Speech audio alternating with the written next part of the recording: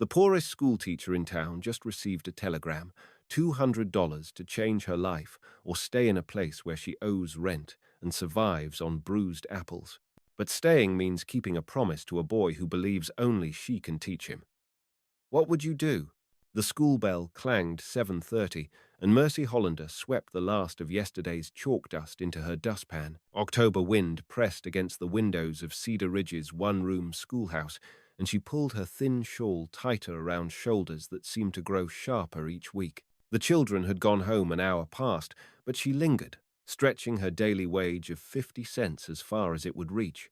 Her fingers found the apple in her coat pocket, bruised and soft, rescued from the refuse pile behind Harper's Hotel. She bit through the brown skin, chewing slowly. The sweet-sour flesh quieted her stomach's complaints, if only for a moment. Miss Hollander, she startled, nearly dropping the apple.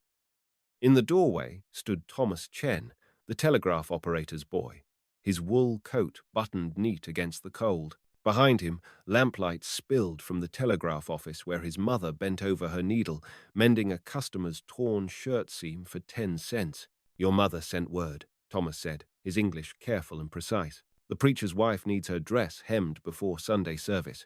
She'll pay 20 cents. 20 cents. Mercy's heart quickened.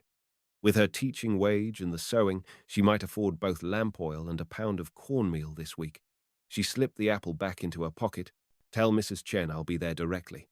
Thomas nodded and disappeared into the gathering dusk. Mercy locked the schoolhouse door, her keyring jangling against the brass plate her predecessor had left behind, a small luxury she couldn't bring herself to remove, though it served no purpose beyond memory. The walk to the telegraph office took her past the Mercantile, where golden light pooled on the boardwalk.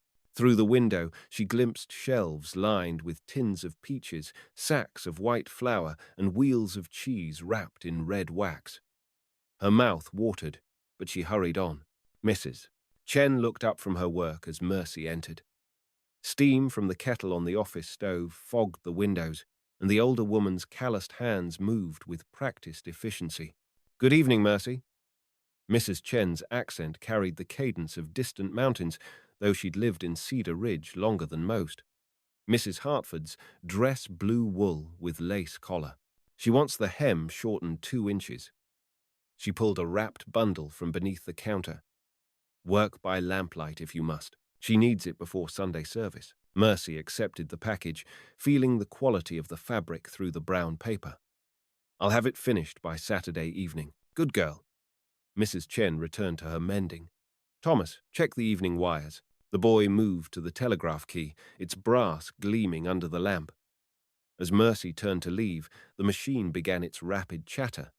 Thomas bent over his pad, pencil scratching across paper. "What news tonight?" Mrs. Chen asked. "Weather report from Denver." Early snow coming through the pass. Mercy paused at the threshold. Early snow meant the supply wagon from Cheyenne might be delayed, driving up prices at the Mercantile. She'd need to stretch her cornmeal even further. The bell tower struck 8 as she stepped into the street.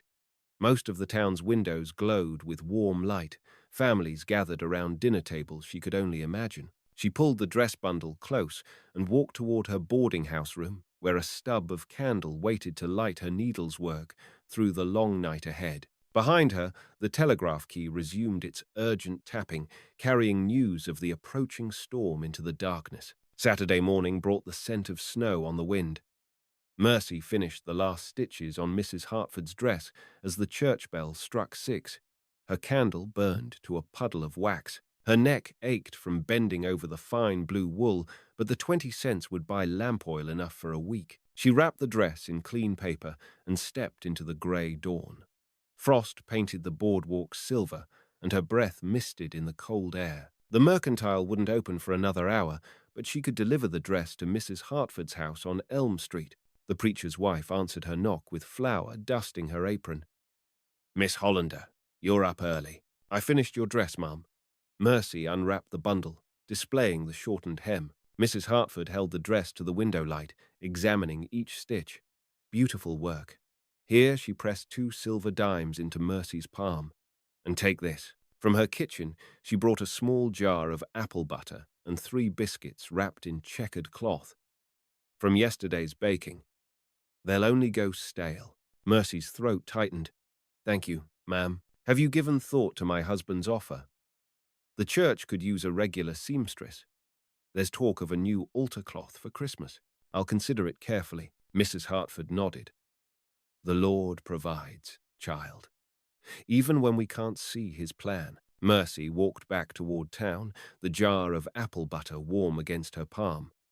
At the mercantile, she bought a small bottle of lamp oil for 15 cents, leaving her 5 cents for emergencies. The apple butter would sweeten her cornmeal porridge for days to come. She was spreading one of Mrs. Hartford's biscuits with the golden preserve when footsteps approached her boarding house door. Through the thin walls, she heard Mrs. Kowalski, the landlady, speaking with someone in the hallway. She's 3 weeks behind on rent, Mrs. Kowalski was saying. Sweet girl, works hard, but I can't run a charity house. How much does she owe? The voice was unfamiliar, a woman's voice, cultured and kind. $4.50. If she can't pay by Monday, I'll have to ask her to find other arrangements. Mercy set down her biscuit, appetite fled. $4.50. More money than she'd see in a month, even with extra sewing work. The voices moved away down the hall. Mercy pressed her ear to the door, but heard only the scrape of boots on floorboards and the slam of the front door. She pulled her mother's wedding ring from its hiding place in her sewing box, the last valuable thing she owned. The thin gold band caught the morning light as she turned it in her palm. At Jameson's pawn shop, it might fetch $3, maybe $4 if she bargained well. The church bell struck 8.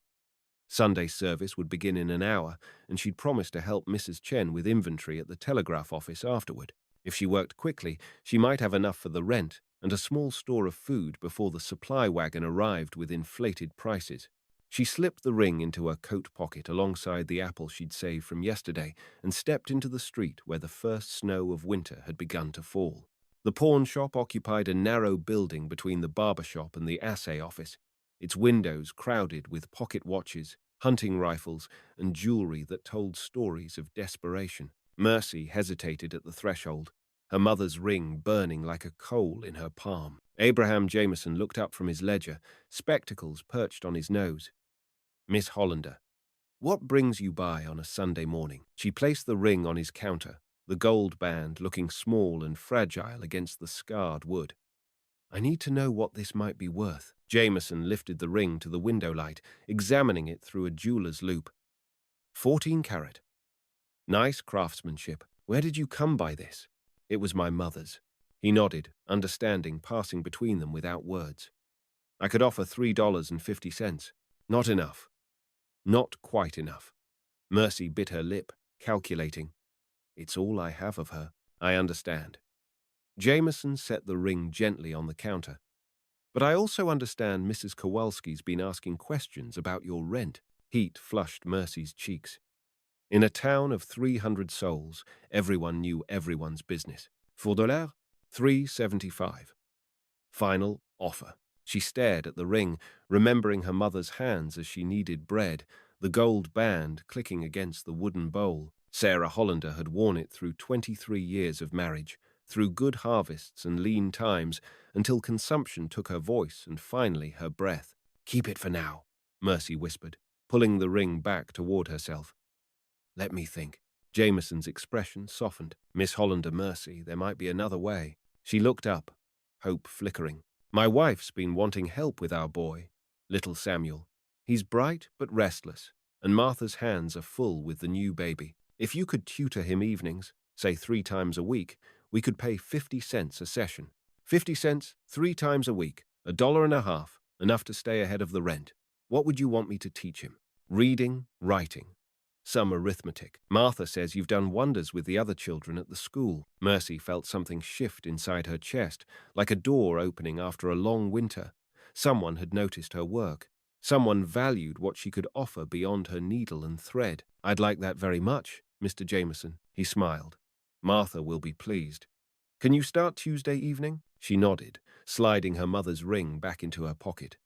Thank you. As she stepped into the falling snow, the church bell began its call to morning service.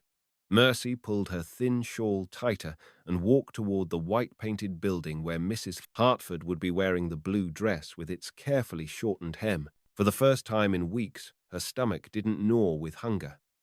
For the first time in longer than that, she walked with her chin lifted against the wind. Tuesday evening found Mercy at the Jameson house, a neat frame building behind the pawn shop. Mrs. Martha Jameson welcomed her with a tired smile, baby Rose sleeping against her shoulder. "Samuel's in the kitchen," Martha whispered.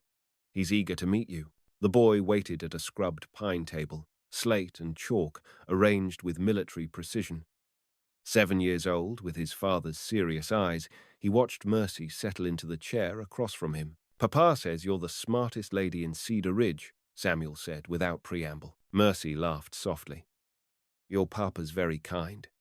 What would you like to learn first?" "Everything." She began with letters, watching Samuel form careful A's and B's on his slate. His hunger for knowledge reminded her of herself at that age, before her father's drinking and her mother's illness narrowed her world to survival.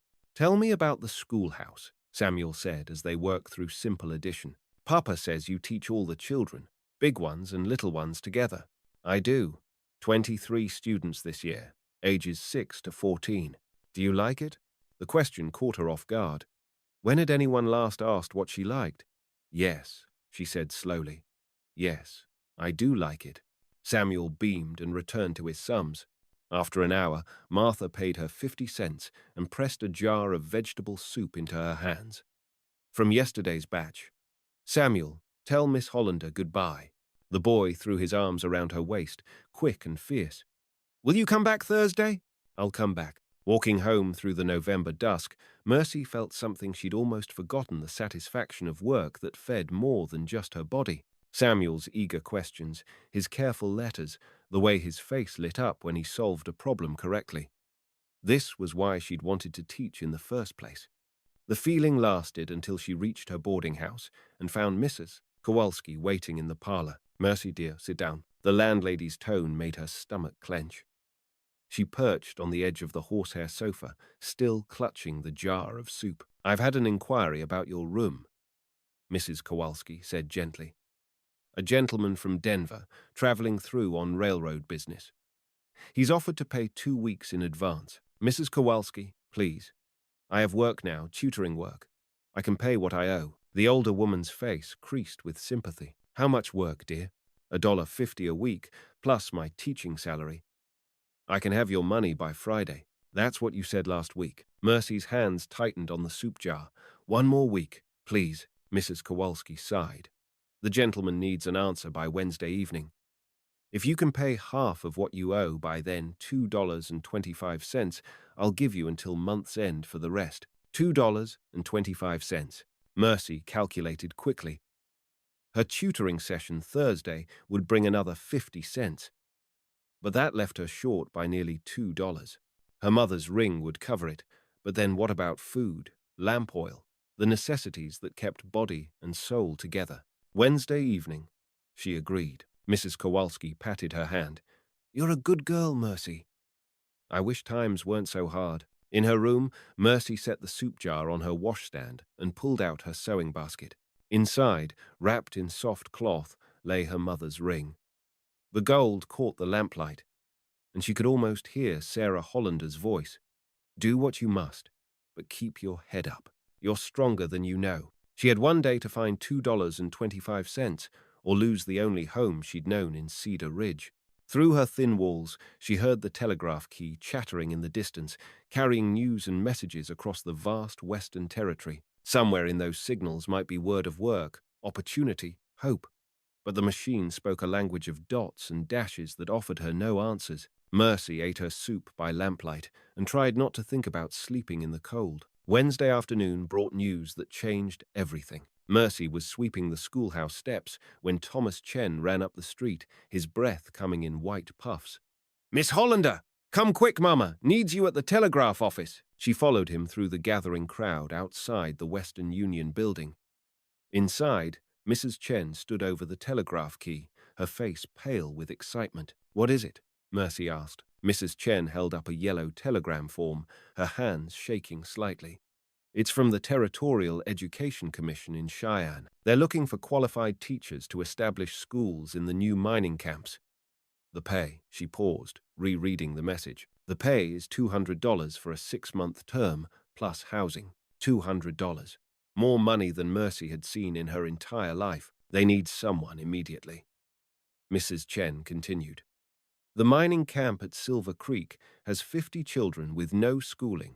The company will provide transportation and supplies. Thomas bounced on his toes. Mama says you're the best teacher in the territory.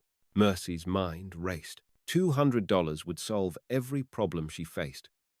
The rent, the constant hunger, the uncertainty that followed her like a shadow. But Silver Creek was 3 days' journey into the mountains, far from everything familiar. When would I have to leave? She asked. The supply wagon leaves Friday morning. If you're interested, I need to send a reply by tonight. Friday. 2 days from now. Mercy thought of Samuel Jameson waiting for his Thursday evening lesson, of Mrs. Hartford's promise of church sewing work, of the small roots she'd begun to grow in Cedar Ridge. Miss Hollander? Thomas watched her with bright, curious eyes. Are you going to be famous? Before she could answer, the office door banged open, and Abraham Jameson entered, shaking snow from his coat. Martha sent me to fetch Samuel home for supper. He paused, noticing the tension in the room. Is everything all right? Mrs. Chen explained about the telegram. Jameson listened, his expression growing thoughtful. $200 is a fortune, he said finally. But Silver Creek's rough country. Mining camps come and go. What happens when the silver plays out? The commission will reassign qualified teachers to other posts, Mrs. Chen read from the telegram. It says here they're expanding education throughout the territory. Jameson nodded slowly. It's a fine opportunity, Miss Hollander. A chance to build something lasting. Mercy felt the weight of decision pressing down on her shoulders. Stay in Cedar Ridge with its familiar struggles, or leap into the unknown for the promise of financial security. I need to think, she said. Mrs. Chen handed her the telegram. Keep this. Send word by 8 o'clock if you want me to wire your acceptance. As Mercy walked home, the yellow paper crinkled in her pocket next to her mother's ring. 2 paths stretched before her, one leading deeper into the mountains where silver gleamed in the earth, the other winding through the narrow streets of a town that had become, almost without her noticing, something like home. The church bell struck 5. 3 hours to decide the course of her future. At 7:30, Mercy stood in the telegraph office with her decision made. The room buzzed with evening activity, Mrs. Chen transcribing messages from the chattering key, Thomas updating the weather board with reports from Denver, Abraham Jameson discussing freight schedules with the station agent. Through the frosted windows, she could see the boarding house where her packed satchel waited on the bed. I'll take the position, she told Mrs. Chen. The older woman smiled and reached for her telegraph form. I'll send word immediately. Wait. The voice came from the doorway. Everyone turned to see Samuel Jameson, small face serious beneath his wool cap. Miss Hollander. You can't leave, Samuel, his father said gently. Miss Hollander has important work to do. The boy stepped into the room, his boots leaving wet prints on the wooden floor. But she promised to teach me about fractions tomorrow, and Mrs. Hartford needs help with the Christmas pageant. And his voice broke slightly. And who's going to make the little children laugh during arithmetic? Mercy knelt to his level, her throat tight. There will be other teachers, Samuel, but not you. Behind her, she heard the telegraph key go silent. The room held its breath, waiting. The supply wagon's already loaded, the station agent said quietly. If you're going, Miss Hollander, we need to know tonight. Mercy looked around the room at Mrs. Chen, with her patient hands and kind eyes, at Thomas learning his father's trade, at Abraham Jameson, who'd offered her work when she'd nearly sold her last precious thing, at Samuel, whose hunger for learning mirrored her own. $200. Security. A future beyond. Scraping for rent money and gnawing hunger. But also, the children who trusted her, the small community that had begun to feel like home, the roots she'd started to grow in rocky ground. Mrs. Chen, she said slowly, could you send a different message? Of course. Mercy took the telegraph form and wrote carefully, Position appreciated but must decline. Recommend checking with teachers in Laramie or Casper. Good luck with Silver Creek School. Samuel threw his arms around her before she'd even finished writing. Over his head, she met Abraham Jameson's eyes and saw something like pride there.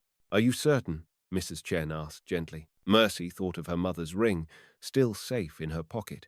She thought of the boarding house room where she'd count every penny until month's end. She thought of the long winter ahead with its familiar struggles. I'm certain. Mrs. Chen nodded and began tapping out the message. As the dots and dashes carried Mercy's refusal across the territory, Thomas Chen brought her a cup of coffee from the pot on the stove. Mama, he said, ask Miss Hollander about tutoring me too. I want to learn about teaching. Abraham Jameson chuckled.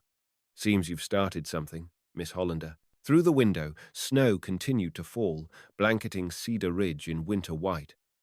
Mercy sipped her coffee and watched the flakes drift past the lamplight. $200 would have solved her immediate problems, but it wouldn't have bought her this, the warmth of belonging, the satisfaction of work that mattered, the simple gift of being needed. Mrs. Chen finished sending the telegram and looked up with a smile. Done. Now, about your rent situation, Martha and I have been talking. The church ladies want to hire you for sewing work through Christmas. Between that and your tutoring, you should manage fine. Thank you, Mercy whispered. Samuel tugged on her coat sleeve. Miss Hollander, will you still teach me about fractions tomorrow? She ruffled his hair. I'll still teach you about fractions. As the group prepared to close the office for the night, Abraham Jameson handed Mercy an envelope. Your tutoring payment for tonight. Even though we didn't have our lesson, Samuel did his learning right here. 50 cents that would buy lamp oil and cornmeal, enough to see her through another week. Walking home through the snow, Mercy felt her mother's ring warm against her palm through the fabric of her pocket. She'd keep it safe a little longer, this last piece of Sarah Hollander's love. There would be other difficult days ahead, other choices to make. But tonight, she was exactly where she belonged. The boarding house windows glowed yellow in the darkness, promising warmth and the familiar comfort of home.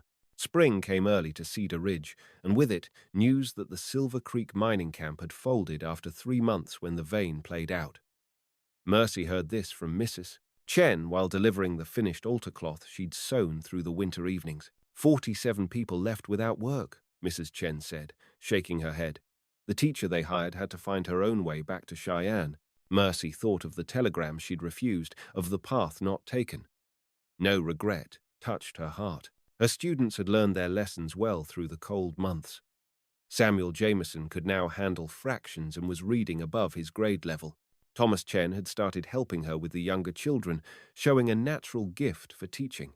The Christmas pageant had been such a success that the church ladies had commissioned her for Easter vestments. On this bright April morning, she walked toward the schoolhouse with a jar of apple butter from Mrs. Hartford and a sense of contentment she'd never known in her years of wandering. Her room at the boarding house was paid through summer, her stomach no longer gnawed with constant hunger, and her mother's ring remained safe in its cloth wrapping. At the school steps, she found a stranger waiting, a woman in a traveling dress, dusty from the road. Miss Hollander? I'm Sarah Whitman from the Territorial Education Commission. I've heard remarkable things about your work here. Mercy set down her satchel. How can I help you, Mrs. Whitman? We're establishing a teacher training program in Cheyenne. We need experienced educators to help train the next generation of frontier teachers. The position comes with a significant salary increase and the chance to shape education across the territory. Another opportunity. Another choice. Mercy looked across the schoolyard, where her students would soon arrive for the day's lessons. Through the telegraph office window, she could see Mrs. Chen preparing for the morning's messages, Thomas at her side learning the rhythms of communication that connected their small town to the wider world. It sounds like important work, Mercy said carefully. It Island. You'd be helping establish schools in dozens of communities like Cedar Ridge. Think of the children who need what you can offer. A year ago, Mercy would have leaped at such a chance. Security, recognition, escape from the daily struggle of frontier life. But now she understood something about roots that went deeper than convenience or money. Mrs. Whitman, I'm honored by the offer, but my work is here. The woman looked surprised. Are you certain? This is a chance to make a real difference. Mercy smiled, thinking of Samuel's eager questions, of Thomas learning to teach, of the altar cloth that would grace Sunday services for years to come. I'm already making a real difference. After Mrs. Whitman left, Mercy unlocked the schoolhouse and prepared for the day. She arranged the primers on the reading table, sharpened pencils for arithmetic lessons, and wrote the day's scripture on the blackboard. Bloom where you are planted. The church bell struck 8, and her students began to arrive, children bundling through the door with lunch pails and eager faces, ready to learn whatever she could teach them about letters and numbers and the wide world that stretched beyond their small corner of the territory. Mercy Hollander took her place at the front of the room, no longer gnawing rotten apples in alleys, no longer a stranger seeking warmth in other people's kitchens. She had found her place, grown her roots, bloomed where she was planted. The morning lessons began.